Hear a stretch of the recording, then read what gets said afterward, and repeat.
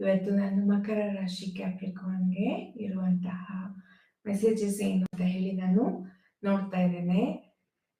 ಬಹಳಷ್ಟು ಒಳ್ಳೆಯ ಮೆಸೇಜಸ್ಗಳಿದೆ ಅಂತ ನಾನು ಹೇಳ್ಬೋದು.